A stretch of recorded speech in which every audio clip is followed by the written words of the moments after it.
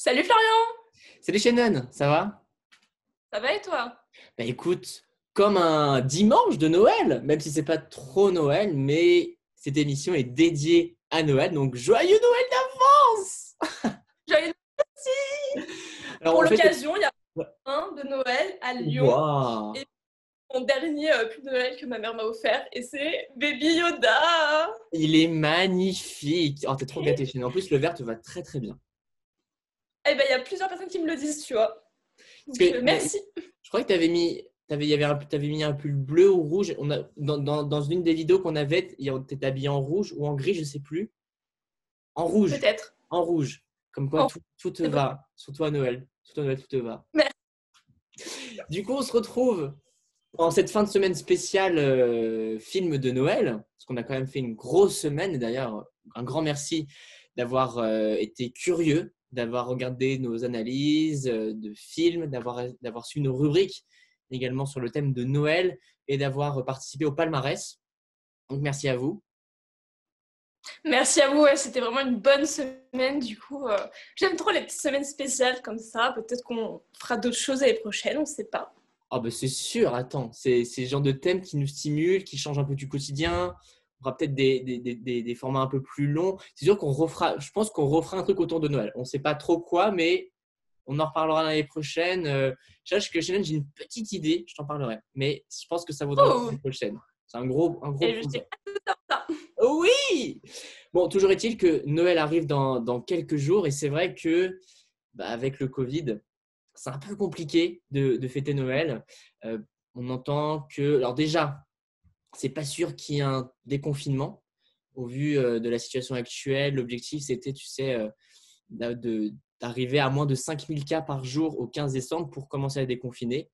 On en est un peu loin. Donc, ça se trouve, Ah ça va bon? être porté d'1 à 2 semaines. Pour autant, le gouvernement a autorisé les déplacements le 24 et le 31. Est-ce que ça va rester d'actualité? Ça, je ne sais pas. Mais c'est vrai que imaginer un Noël confiné sans ses proches, ça va être compliqué, quoi. Je ne sais pas ce que tu en penses. Ouais, c'est vrai que c'est très compliqué. Bon, moi, du coup, je dis ah bon, enfin, je réagis parce que, en fait, je ne regarde pas trop les infos. Je suis pas trop. En fait, je trouve que c'est très anxiogène. Et déjà que, étant tout seul dans un appart, enfin, studio, ça fait depuis presque septembre que je n'ai pas vu ma famille, voire début octobre. Bon, bah voilà, quoi. Du coup, c'est vrai que c'est un peu compliqué déjà moralement. Du coup, je veux pas trop regarder les infos parce que je me laisse un peu porter parce que c'est important d'être au courant. Florian me tient au courant avec ses rubriques matinale, express, matinale culture et médias, matinale actu. Mais après, mis à part ça, je regarde pas trop l'actu parce que ça, je trouve ça très anxiogène. Et du coup, ouais, justement, à l'arrivée de Noël, là, ça me stresse un peu parce que déjà, c'est spécial. Pourquoi? Parce que je travaille cette année. Oui. Donc c'est pas du tout comme les autres années où oh c'est les vacances de Noël, bon je rentre 2 semaines chez mes parents et puis voilà. Là c'est du coup pour l'instant je travaille, j'ai des jours de congé, bon Noël et 31, mais bon je vais quand même travailler entre. Donc voilà, déjà c'est spécial par rapport à ça, mais en plus de se dire peut-être qu'on va rester confiné. C'est vrai que moi je compte vraiment sur le 15 décembre. Alors sans dire qu'au 15 décembre ça y est, ça va être la faya et puis je vais commencer à revoir tout le monde. Non, loin de là, mais c'est vrai que j'ai hâte que ça se termine parce que voilà quoi déjà essayer de voir des amis, essayer de voir même tout en gardant les distanciations, tout ça. Mais voilà, voir la famille, c'est très important. Et ouais, ça va être spécial cette année, ça va être spécial. Ça va être très spécial, d'autant que le schéma des repas de Noël va être un peu modifié. Donc, ce sont des recommandations que le gouvernement fait, mais à lire les recommandations, ça fait pas trop rêver de passer un repas de Noël comme ça. 6 à table, maximum, distanciation sociale entre les personnes. Les grands-parents, soit ils restent chez eux, soit ils vont dans la cuisine. C'est quand même ce qu'un politique a dit. C'est pas forcément le gouvernement, mais c'est ce qu'un politique a dit. Ils restent dans la cuisine, ils mangent le gâteau dans la cuisine. Oh C'est là là. pas, c'est pas l'esprit de Mais Noël. en fait, je trouve que c'est pas réaliste. Enfin, je sais pas, en plus, moi je sais que mes grands-parents, ils souffrent aussi beaucoup de cette situation-là. En plus, ils savent qu'ils sont à risque, donc ils essayent de se sortir le moins possible. Le fait de ne pas voir leurs petits-enfants, tout ça, ils sont. Enfin voilà, c'est pas simple. Du coup, ouais, se dire, enfin, je trouve que c'est complètement, enfin, je sais pas. En fait, on est tellement un peu, enfin, on est tellement partagé entre se réunir parce que Noël, c'est un moment de partage, un moment de réunion et de famille. Et en même temps, il y a cette peur de, oui, bon, peut-être qu'on va se voir que le soir du réveillon. ou le 25, je sais pas ce que vous faites, mais bon, voilà. Et en fait, finalement, on risque de se contaminer. Et du coup, cette peur-là, je sais pas, c'est très... ouais, je sais pas, on sait pas trop sur quel pied danser, qu'est-ce qu'on doit faire. Même si on veut suivre les recommandations, vivre un Noël comme ça, je sais pas. Surtout que déjà, bon, on en parlait, mais les policiers ne vont pas venir vérifier dans les appartements, dans les maisons, si les mesures sont bien respectées de un. Et il y a aussi autre chose. Par exemple, une personne qui télétravaille tout le temps et qui rentre dans sa famille, bon, on va supposer que ses parents sont retraités, donc ils restent confinés chez eux. Il rentre chez ses parents en voiture. Quel est le risque qui est encouru ici, sachant que la personne qui a travaillé, qui était en télétravail, elle s'est confinée toute seule. Donc, elle n'a aucun contact avec l'extérieur. Et là, c'est un schéma qui est possible. Il peut rentrer librement chez ses grands-parents, ou si tous les membres ont télétravaillé, bon, ce qui est un peu pas vrai, mais ça peut arriver. Ou je sais pas, ils ont un enfant qui est étudiant, mais qui étudie chez lui, un parent qui Ouais. télétravaille. En fait, le problème, c'est qu'il y a plein de cas de figure et on peut pas. Je pense que le gouvernement ne peut pas imposer un seul cas, un seul, comment dire, une seule, un seul schéma de recommandation avec autant de cas de figure. Surtout que bon, faut rester honnête. Ce confinement, il y a eu du télétravail, certes, mais il y a eu beaucoup de sorties. Il y a eu beaucoup de gens qui ont continué de travailler. Euh, donc finalement, je sais pas. Là, d'autant que là, il y a eu il commence à y avoir un relâchement de la part d'un peu tout le monde parce que les commerces réouvrent. Il y a la période de Noël où chacun va acheter des cadeaux pour ses proches. Il y a un relâchement parce que c'est un peu le contexte où on en a un peu marre. C'était déjà le cas de l'été, mais là, d'autant plus. Donc, je pense que ça va être un gros bordel. Ouais, en fait, déjà, c'est une période qui est pas facile en général parce que bon, il fait nuit tôt. Voilà, les gens. Souvent, c'est pas une période que pour le moral, on va dire, où c'est un peu compliqué. Enfin, le mois de novembre, souvent, il fait pas très beau. Là, bon, ça va quand même un peu, mais c'est vrai que du coup, les gens, souvent, ils ont pas trop le moral. Donc, c'est vrai qu'après, ils attendent Noël avec impatience parce que justement, c'est un moment qui est censé être joyeux. Et là, en fait, le fait de se dire qu'on est en confinement en plus, que peut-être que Noël va pas se passer normalement. Je pense que les gens, ils en ont vraiment marre et du coup, ils ont envie de sortir. Mais après, c'est vrai que moi, je trouve ça pas très conscient. Enfin, je sais que le jour de la réouverture des commerces, c'était quoi, le 28 novembre, le samedi 28 novembre, un truc comme ça. Et ben du coup, moi j'ai dû sortir pour quelque chose d'important. Et en fait, il y avait plein de gens. Le métro à 10h30 du matin, il était blindé. Vraiment, ça m'a choquée parce que je me suis dit, certes, ok, vous voulez aller chercher les cadeaux de Noël parce que franchement, je pense que c'était vraiment ça. Parce que la plupart sont sortis pour aller à Pardieu, donc le centre commercial de Lyon. Beaucoup sont sortis à Bellecour. Il y a des gens qui m'ont dit peut-être que c'était pour travailler à 10h30, je sais pas. Pour aller travailler, j'en suis pas sûre.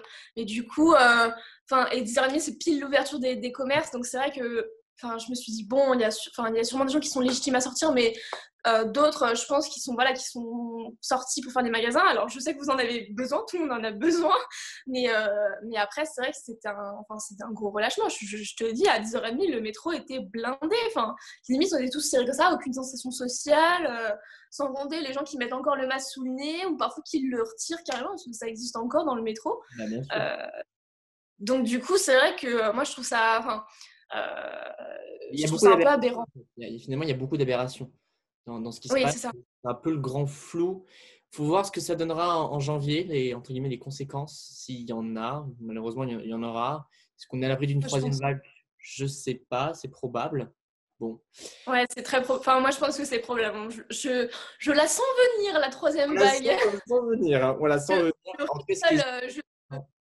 Je ris jaune, mais je la sens venir. Ouais, malheureusement. Oh là là. Même 2021, ça va être une nouvelle année particulière. En tout cas, ce qui est sûr, c'est que si vous voulez absolument éviter le contact avec vos proches, il faut rester à la maison et mater des téléfilms de Noël.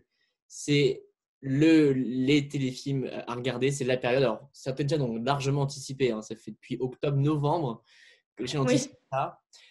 Et alors, on en a parlé dans le Dézoom en début de semaine. D'ailleurs, on vous invite avec Shannon à aller voir le numéro de lundi. Donc, qui ne parle pas que des téléfilms, mais qui parle aussi des films de Noël.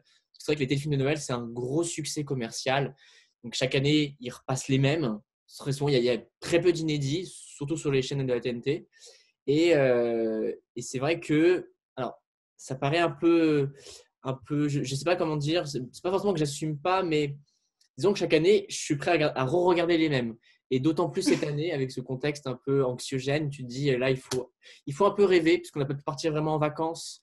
On n'entend que des infos qui dépriment. Donc, avoir un peu de naïveté, d'amour aussi, de bienveillance, ça fait un peu du bien. Je sais pas ce que tu en penses, toi, Shannon. T'en as regardé des téléfilms de Noël? Alors, téléfilm de Noël, alors moi c'est pareil, c'est des films. Alors, depuis quelques temps, c'était vraiment quelque chose où c'est bon quoi, c'est gnangnan, laissez-moi tranquille, j'avais envie de dire. Je ne veux pas regarder. Après, là, récemment, il y a eu un soir, je pense que j'avais le moral à zéro. Je suis allée voir ce qui était passé à la télé, puis j'en ai vu un qui m'a fait bien rire parce que, en fait, c'en est un, j'en avais entendu parler parce qu'il y avait des acteurs de la série Les Frères Scott que j'adore. En fait, il y en avait plein dans celui-là, comme si c'était une réunion qu'ils avaient fait après que la série soit terminée depuis quelques années. Du coup, je l'ai regardé et en vrai, il m'a fait beaucoup rire parce que du coup, voilà, il y avait ce côté où j'ai retrouvé des acteurs que j'aime beaucoup. Donc celui-là, voilà, c'était cool. Après, j'en ai regardé un autre que ça faisait un petit moment que je l'attendais parce que il y avait une actrice que j'aime beaucoup, Danielle Panabaker, et j'avais pas réussi à le voir. Il est sorti en 2018, mais j'avais pas réussi à le voir et donc là, je l'ai vu. Et voilà, et pareil, alors, ça reste gnangnan, ça reste bon, bah voilà, on sait que tout est bien, qui finit bien, mais ça m'a fait beaucoup rire. Et puis j'étais là, mais je veux vivre dans un film de Noël, que tout est beau, tout est parfait, les gens ils ont des maisons de malades, il neige tout le temps, genre vraiment il neige tout le temps, alors que c'est tellement pas probable. Ouais, je sais pas, ça m'a trop donné envie de vivre dans un film de Noël. Et bon, en même temps, après, je pense qu'on s'ennuierait vite. Mais bon, je sais pas, tout est beau, tout est rose, c'est magnifique. Et c'est ça un peu ce qui est assez propre aux téléfilms de Noël et oui, à tous les films qui paraissent un peu cette année, enfin, à cette période de l'année, c'est que la fin, on la connaît. C'est toujours une fin heureuse. Donc, on sait à peu près à quoi s'attendre. Et malgré tout, on a envie de savoir comment ça va se passer parce que certains téléfilms sont bien faits. Il y a quand même beaucoup de rebondissements. Ça paraît con de ça, parce que là, on dirait que je suis un fan de téléfilms, mais c'est pas vrai. J'en regarde juste pour le plaisir et parce que des fois, ça fait du bien. C'est ça, surtout l'époque où, toi, jeune, quand tu étais en licence, on révise pour les examens, pour les partiels. Et au bout d'un moment, tu peux en avoir marre, tu peux être fatigué par tes révisions. Donc là, finalement, tu veux faire un vide dans ta tête et penser à toute autre chose, à voyager. Et du coup, tu vas regarder tes téléfilms de Noël. Téléfilms qui, d'ailleurs, petite anecdote, alors 2 anecdotes d'ailleurs. La première, sont tournés quasiment tous au Canada, aux États-Unis, déjà d'une part. C'est à peu près compréhensible. Enfin, et ça se voit à peu près, c'est quasiment que des téléfilms américains qu'on voit à la télé. Et la plupart sont pas tournés l'hiver, mais l'été, là-bas. Oui, Ouais. en fait, alors moi, je sais pas si c'est vraiment une grosse raison, mais bon, déjà, il faut que les films soient prêts pour Noël, donc du coup, bah, ils peuvent pas tourner quand ils veulent. Et aussi, souvent, c'est des acteurs justement de séries euh, qui, euh, qui jouent dedans. Et le problème, c'est que quand les gens, enfin, surtout aux États-Unis, quand ils tournent une série, la plupart du temps, ils commencent à tourner la série, alors la nouvelle saison, on va dire, de leur série, ils vont commencer à tourner souvent, bon, début été enfin, début juillet ou fin juillet à peu près. Et ils vont tourner jusqu'en avril de l'année d'après. Ouais. Parce que forcément, il faut qu'ils fassent à peu près, souvent entre 18 et 25 épisodes. Donc, du coup, c'est vraiment comme un job, en fait, tous les jours où finalement, ça dure autant de temps. Et du coup, là où ils sont en congé, c'est entre avril et juillet. Donc, souvent, je pense que c'est tourné à cette époque-là, voire un peu plus sur l'été, suivant quand ils recommencent à tourner pour leur série. Mais du coup, voilà, ils font un petit tournage entre le gros tournage de leur série. Ils ne prennent pas de vacances, ce sont des sur. Mais quelle analyse? Ça, je n'ai pas fait le rapprochement. Tu vois, comme quoi. Après, je sais pas si c'est vraiment, je Bah, sais ça pas peut si c'est être vraiment lié, la. ça peut être lié, c'est vrai. Mais Mm. ouais, je sais Enfin, pas. les deux À raisons voir. du moins sont assez logiques. Et il y a un dernier point aussi, on en parlait.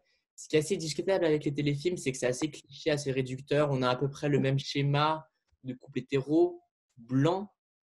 C'est Euh, ça. Moi, c'est vrai que bah, c'est ce que je t'ai dit tout à l'heure. Je trouve qu'au bout d'un moment, faut essayer d'être un peu moderne. Même si, ils auraient pu être modernes depuis un petit moment déjà. Hein, mais bon, voilà. Mais, je sais pas. Ce serait enfin, là, tu vois, comme tu dis, c'est cliché, souvent c'est barbant, c'est gnangnan, bah, justement, essayer de bouger les codes et, je sais pas, faire des films de Noël avec des couples homosexuels ou, je sais pas, Vous avec pensez des qu'on va couples voir? non blancs aussi, Ouais. parce que, bon, bah, je pense qu'il doit y en avoir, mais très peu. Ou alors des couples mixtes, parce qu'il faut toujours qu'il y ait quelqu'un de blanc, hein, faut se l'avouer. Mais voilà, quoi. Et donc, souvent, bah, ouais, faites avec des personnages principaux non blancs, d'une orientation sexuelle qui n'est pas forcément hétéro. Ce serait hyper intéressant, ça bougerait les codes. Et je pense qu'il doit y en avoir, mais essayons d'en faire un peu plus parce que bon, J'en connais voilà pas quoi. vraiment. Pas vraiment. Non, moi, Un seul que j'ai vu, et encore, ça m'a pas marqué plus que ça parce que c'était pas très flagrant. Donc, faut innover. Faut innover, les gars. Hein. C'est ce qu'on vous dit avec Shannon, c'est important. Il faut innover. Ce sont les téléfilms de Noël. Bon, après, ce qui est sûr, c'est que au-delà des téléfilms, il y a quand même Noël en tant que tel et ses fameuses traditions. Bon, en France, c'est se retrouver le 24, un bon repas, on ouvre les cadeaux, assez classique. Le poulet, bon, ça, c'est une tradition plutôt américaine, mais qu'on a un peu importée en France, qui est une des traditions. Mais figure-toi, Shannon, que dans le monde, c'est pas totalement ce genre de tradition. C'est un peu plus original, un peu même totalement différent. J'en ai relevé trois. Donc, on va voir un peu ce que tu en penses, comment tu veux te positionner par rapport à ça. Quel Noël t'aimerais vivre parmi ces trois, d'ailleurs, c'est important. oh, je suis toute oui. Alors, du coup, on va commencer par l'Espagne. L'Espagne, en fait, au moment de Noël, normalement autour du 22 décembre, qui est mon anniversaire, notre avec ma soeur plutôt, eh bien, il y a le plus grand tirage du loto de l'année. Vraiment, c'est là où il y a le Oh, gros lot, ça s'appelle El Gordo, c'est-à-dire le gros lot. Et l'idée, c'est qu'il n'y a pas un, mais il peut y avoir plusieurs gagnants. D'accord? Ça, il y a plusieurs gagnants, c'est l'objectif. Et les numéros de la loterie ne sont pas cités comme nous, on peut le voir au loto sur la une, mais chantés par des enfants. Donc imagine juste 22 enfants dire 22. Je ne sais pas comment ils chantent, en fait, je n'ai pas regardé. J'ai un peu plus parce que ça doit être assez, ça doit être joli quand même, surtout. C'est assez ouais, original, c'est assez ça doit joli. être assez marrant quand même. Oui, ça doit être assez marrant. Donc là, c'est un peu, voilà, cette tradition, à chaque année, il y a le gros lot qui se passe en Espagne. Pour ça, je pense qu'on aimerait le vivre. Hein. Oui. Oh, bah, si on peut gagner un petit peu d'argent, moi, je veux bien. Alors j'ai mon chat, on va faire des petites coulisses. Là, il y a mon chat. Bonjour le chat, qui est dans le champ. Super. Alors on enchaîne. Parce que c'est vrai que alors, moi, j'aimerais trop y aller. En plus, le 22 décembre, mon anniversaire, si je peux gagner le jour de mon anniversaire, ce serait énorme. En plus, Oh, bah, ce ce serait le jackpot, Florian. grave, et on investirait dans Instinct d'écrivain. Alors là, je ne dis pas ce qu'on fait. Je ne te dis pas. Euh, Ensuite, il y a le Venezuela. Alors, au Venezuela, ils célèbrent Noël, notamment à Caracas, qui est la capitale, en n'utilisant plus aucun transport, mais seulement non pas le vélo, les rollers. Donc, il y a Oh, une grande partie de la ville qui est fermée et les habitants peuvent marcher ou aller en roller. C'est une tradition qui dure depuis de nombreuses décennies. Je trouve que déjà, ça permet d'avoir un Noël qui est entre guillemets calme, parce qu'on n'entend rien, on n'entend que les gens qui passent, les rollers. C'est joli à voir et ça incite les gens un peu à sortir. Bon, en temps de Covid, c'est pas trop l'idéal, mais pourquoi pas. bah ouais, franchement, c'est. Après, moi, je suis nulle en roller, donc bon, je sais pas, ce Ça serait s'apprend. bien pour moi. Ça s'apprend, Shannon. On va apprendre et on célébrera ça à Payonnet, là où on est. Quoique à Payonnet, c'est pas plat du tout. Donc, c'est pas. Non, Ouais, ça va être un peu compliqué, je pense. c'est glacé parce que là, au moment où on parle, il neige. Il a neigé, pardon. Il a neigé. Il fait tout frais, tout frais, tout frais. Et enfin, et je pense que tu vas kiffer cette tradition de Noël, Shannon, c'est au Japon. Alors, au Japon, on n'est pas dans le délire de se retrouver en famille à la maison pour manger un bon poulet, un bon plat. Non, on va au KFC. Tout simplement, on va au KFC et l'idée, c'est que la chaîne reçoit quand même des commandes des mois à l'avance. C'est-à-dire que pour le 25, Waouh! je veux mes petits poulets frits. Je te jure, et il y a des files d'attente incroyables. Finalement, on retrouve l'idée du poulet à Noël, hein. Oui, mais sous une forme un peu plus moderne, à l'américaine. À l'américaine. Et alors, du coup, au dessert, il n'y a pas de bûche de Noël comme nous on connaît, mais il y a une génoise qui est couverte de crème et de fraises. Je pense venant du KFC, mais c'est toujours un gâteau américain. C'est tout, en fait, un Noël à l'américaine, finalement. comme quoi, je sais pas. Je sais pas depuis quand ça existe, par contre, cette tradition, mais ça doit quand même durer depuis un certain nombre d'années. C'est pas nouveau du tout. Et je trouve que c'est Mm. assez original. Bah, c'est hyper intéressant. Ouais. Et C'est hyper lequel original et c'est hyper intéressant. et- Bah alors comme j'ai dit, moi j'étais nulle en roller, enfin je suis nulle en roller, donc bon, même si j'aimerais bien voir ça de mes propres yeux, on va pas passer Noël au Venezuela du coup. L'Espagne, pourquoi pas, mais bon, il y a tellement de participants, est-ce qu'on va gagner? Je sais pas. Ça vaut le coup de tenter sa chance.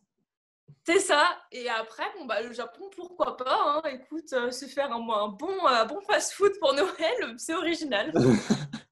Et On, toi, ira- Florian? on fera un vlog au Japon. Alors moi honnêtement, le Japon pour le dépaysement. Déjà, j'aimerais beaucoup aller au Japon pour vraiment changer complètement d'environnement et passer un Noël comme ça. Je pense qu'il faut le faire une fois dans sa vie, un Noël un peu au-delà des traditions. Ça, je pense que ça vaut vraiment le coup entre potes, tu vois, pendant la période des fêtes. Je trouve que c'est. Ouais, ça peut être Et là, on va terminer ce numéro par une association et un événement, Shannon, que tu tenais à développer dans Entre nous, qui se passe par chez nous d'ailleurs et qui est très connu. Oui, alors on va parler du hameau du Père Noël. Je sais pas si tu connais un peu Flo. On en a un Est-ce peu que tu parlé y es quand déjà? même, beaucoup de fois. Oui, mais tu n'y es jamais allé, c'est ça? On devait y aller, mais on n'y est jamais allé malheureusement. Ouais. Alors moi je pense que j'y suis déjà allée avec l'école, ça doit être limite sûr, avec la famille c'est limite sûr, je sais pas, je me souviens pas trop. Après j'y suis retournée l'été dernier avec une amie qui était venue visiter la Haute-Savoie pendant une semaine à peu près. C'était trop bien, c'était trop éclaté parce que le hameau du Père Noël c'est magique, c'est magnifique. Ce duo, ça consiste en quoi en fait, Donc, le hameau du Père Noël? ouais. Alors, le hameau du Père Noël, en fait, c'est donc à la base, c'est une association qui s'appelle l'association Le Petit Pays. Et ils ont construit donc à Saint-Blaise, c'est au col du Montsion, c'est donc en Haute-Savoie.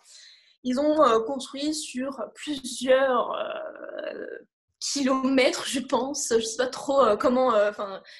Aussi, ça doit être hyper grand. Je connais pas tout ce qu'ils ont fait, mais ils font plusieurs événements tout au long de l'année. Donc déjà, il y a le hameau du Père Noël qui fête ses 20 ans cette année, je crois. Et ils ont donc le hameau du Père Noël, c'est comme je sais pas, c'est comme une énorme ferme réaménagée, mais il y a plusieurs petits bâtiments, c'est vraiment magnifique. Et en fait, tout a été transformé comme si c'était le hameau du Père Noël, donc comme si c'était la maison du Père Noël, grosso modo.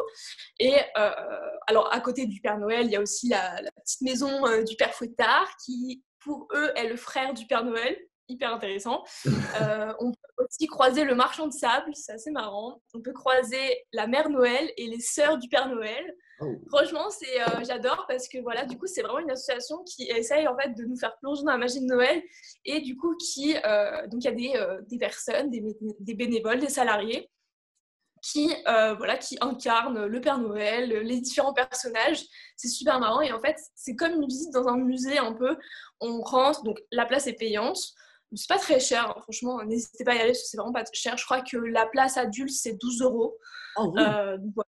Ça reste raisonnable, franchement, parce que pour ce que vous voyez, c'est vraiment super beau. Donc, en fait, vous déambulez dans le hameau du Père Noël. Donc, vous pouvez voir la chambre des lutins, la chambre du Père Noël, la maison du Père Fouettard. Il y a plein de trucs, je vous laisse découvrir. Il y a aussi, vous pouvez aussi écouter les contes de la Mère Noël. Donc, la Mère Noël nous lit des petits contes de Noël, ça c'est trop bien.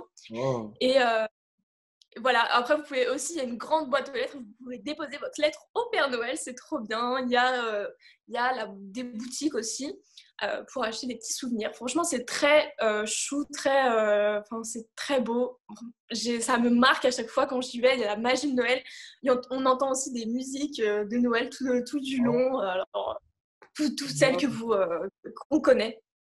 Et du coup, c'est géré par une association. Oui, l'association Le Petit Pays, du coup, qui fait aussi d'autres événements. Donc, le hameau du Père Noël est ouvert toute l'année. Donc, ils font parfois des événements pour Pâques, pour le carnaval, je crois. Enfin, voilà. Donc, vous pouvez y aller toute l'année. Après, ils ont des horaires et des jours de fermés. Mais franchement, vous pouvez y aller toute l'année. Bah, du coup, nous, avec mon ami, on était allés en plein été. Bon, ce jour-là, il faisait pas beau. C'était vraiment dommage. Mais voilà, et là récemment ils ont publié des photos où le hameau du Père Noël est sous la neige, parce que comme tu l'as dit, en Savoie il a neigé. Et du coup, c'est vraiment trop beau parce que le hameau du Père Noël qui est sous la neige, c'est trop bien. Et donc après, le Petit Pays aussi, ils font d'autres événements, dont un gros qui est aussi connu plutôt en Savoie, c'est les Grandes Médiévales d'Andilly. Donc c'est quoi? C'est pendant 5 jours, c'est comme un énorme festival du Moyen-Âge en fait. Dans un parc, en fait, ils font plein de spectacles avec des personnes déguisées comme si on était au Moyen-Âge. Et franchement, apparemment, c'est extraordinaire. J'y suis jamais allée, mais je rêverais d'y aller. Et donc voilà, c'est vraiment très bien. Le problème cette année, c'est qu'il y a eu 2 confinements qui les a vraiment mis en difficulté. Je ne sais pas si tu en as entendu parler, Flo. Malheureusement. Et donc voilà, donc si jamais, donc la mode du Père Noël, il a été élu le coup de cœur national. C'est passé au JT de 13h de TF1 avec Jean-Pierre Pernaut l'année dernière, en 2019. Et cette année, Jean-Pierre Pernaut, il en a reparlé. Pourquoi? Parce que, bah voilà, comme j'ai dit, ils sont en difficulté parce que, donc au printemps, les grandes médiévales d'Andilly qui ont été annulées à cause du premier confinement. Donc, déjà, c'est des grosses pertes parce que bah, déjà, ça fait mal au cœur pour tout le monde parce que c'est quand même un grand événement, mais aussi le côté argent, enfin, parce qu'il y a quand même des salariés derrière, il y a des bénévoles et qui se retrouvent en fait bah, sans rien ou au chômage partiel, enfin, c'est vraiment compliqué pour eux. Et là où ils pensaient qu'ils allaient pouvoir se rattraper avec la grosse période de la fin de l'année, parce que bah, le hameau du Père Noël, on peut y aller toute l'année, mais c'est quand même plus magique d'y aller en octobre, novembre, décembre. Et là, le problème, c'est qu'il y a eu ce fameux reconfinement qui, du coup, les a empêchés de faire des visites. Donc, du coup, ça les a vraiment menacé de mettre la clé sous la porte. Donc, ils ont ouvert une cagnotte, si jamais. Okay. On va mettre le lien dans la description, si vous voulez. Et donc, voilà. Donc, moi, je vous encourage. Bah, déjà, ils vont rouvrir le 15 décembre. Donc, allez-y si vous pouvez, si vous êtes en Haute-Savoie. Après, comme ils ont dit, il va y avoir des restrictions, forcément. Donc voilà, ils vont devoir porter des masques, tout le monde va devoir porter des masques, il va y avoir une régulation du public, il va y avoir le restaurant, parce qu'il y a un petit restaurant qui est trop chou aussi, qui est fermé du coup. Il y a, franchement, c'est un peu dommage parce que bah voilà, il y a plein de trucs qui vont être fermés. Il faut prendre ses places, il vaut mieux les prendre sur internet. Oui. Mais si vous pouvez y aller, allez-y, c'est quand même mieux pour eux. Après, voilà, ils ont la cagnotte en ligne qui peut les permettre en fait de ne pas mettre la clé sous la porte, en espérant que bon, dès l'année prochaine, ils vont pouvoir se rattraper. Exactement. Écoute, moi, ça me donne très envie d'y aller. L'année prochaine, j'espère y aller, ou ne serait-ce qu'aller au médiéval. En tout cas, on vous recommande, avec Shannon surtout, parce que c'est elle qui en parle vivement, si vous passez par la Haute-Savoie, d'aller assister à ces 2 événements, de faire un don, ne serait-ce qu'un petit don. C'est comme le Téléthon, hein, des petits dons font des gros dons si tout le monde le fait.